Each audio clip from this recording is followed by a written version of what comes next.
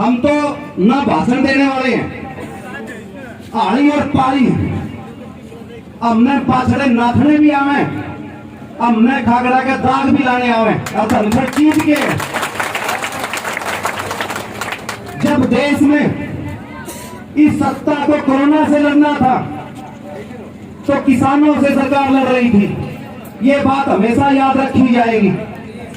जब चर्चा होनी चाहिए थी इंजेक्शन पे, पूरे देश में चर्चा हो रही थी इलेक्शन पे। जब चर्चा होनी चाहिए थी बेड बढ़ाने पे, ऑक्सीजन बढ़ाने की, वेंटिलेटर बढ़ाने की, तब प्रधानमंत्री अपनी दाढ़ी बढ़ा रहा था। शर्म की बात है। जहां किसान की आमदनी दोगुनी होनी चाहिए थी, वहां उसके धन्ना सेठ मित्रों के उद्योग लगातार बढ़ रहे थे। लेकिन हमें समस्या नहीं है उनके उद्योग बढ़ने से। अमित शाह के लड़के की नोटबंदी के दौरान आमदनी 16,000 गुना बढ़ी। वो फार्मूला इन किसानों को भी चाहिए जिनसे इनकी आमदनी बढ़े। इनकी आत्महत्याएं तो बढ़ी लेकिन इनकी आमदनी नहीं बढ़ी। आपको बहकाया गया। जब आपने उनसे पूछा आपने काम क्या किया, तो उनका जवाब था कि हमने धारा 370 खत्म कर दी, हमने राम मंदिर बनाया। कौन सी धारा 370? वो धारा 370 जो 70 चिल्लाते चिल्लाते 400 पीसी का काम करके गए पूरे देश के अंदर। मिले प्लाट आप लोगों को जम्मू कश्मीर के अंदर हुई रजिस्ट्री आपकी हुई किसकी? अंबानी और अडानी की। ड्राई फ्रूट्स पे जो बादाम, काजू, मेवे, सूखे मेवे, उन पे कब्जा किसका पड़ा? अंबानी और अडानी का। आपको क्या मिला? आपके जो हॉस्पिटल में बेड मिलने चाहिए थे वो भी नहीं मिले। किसान सड़क पर, मजदूर सड़क पर, कर्मचारी सड़क पर, और आज देश में एक नया कारनामा हो गया, मरीज भी सड़क पर। ये पहली बार हो रहा है 70 साल के अंदर। मैं तो कुछ बातें आपको बताना चाहता हूं। जिस देश के नेता वतन से ज्यादा चिंता वेतन की करते हो, नेशन से ज्यादा चिंता कमीशन की करते हो, वो आपका भला नहीं कर सकते।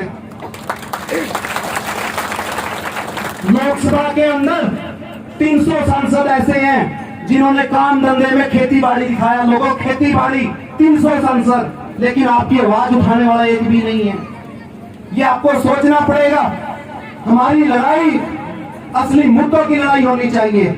हमारी लड़ाई शिक्षा की लड़ाई हो, हमारी लड़ाई स्वास्थ्य की हो, आत्म सम्मान की हो, फसलों के मोल भाव की हो।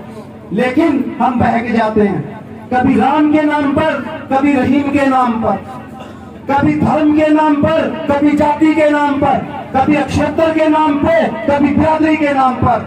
हमने कभी मुद्दों को समझ के वोट नहीं दिया। ये हमारी सबसे बड़ी कमी है और इस कमी को दूर करो।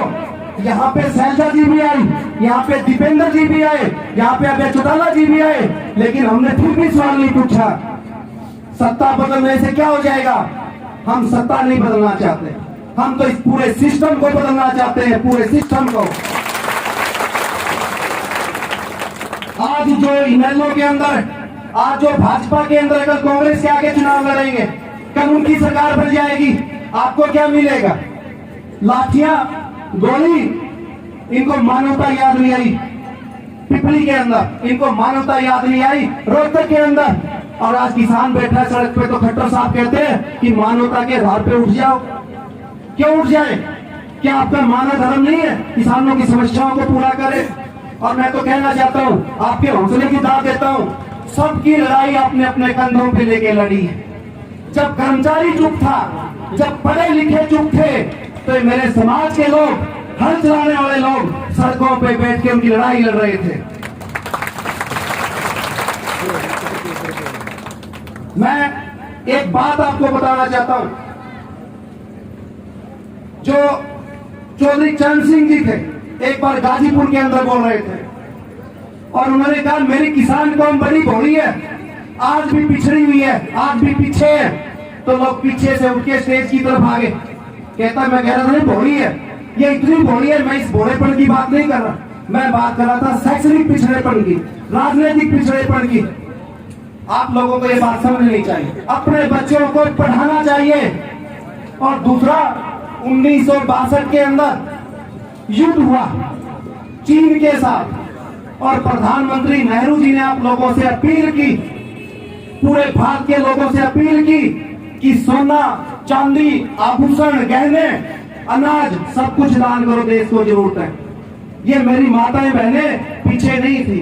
पूरे देश में से 262 किलो सोना इकट्ठा हुआ, 262, और 262 में से 257 इस पंजाब और हरियाणा का था, पंजाब और हरियाणा का।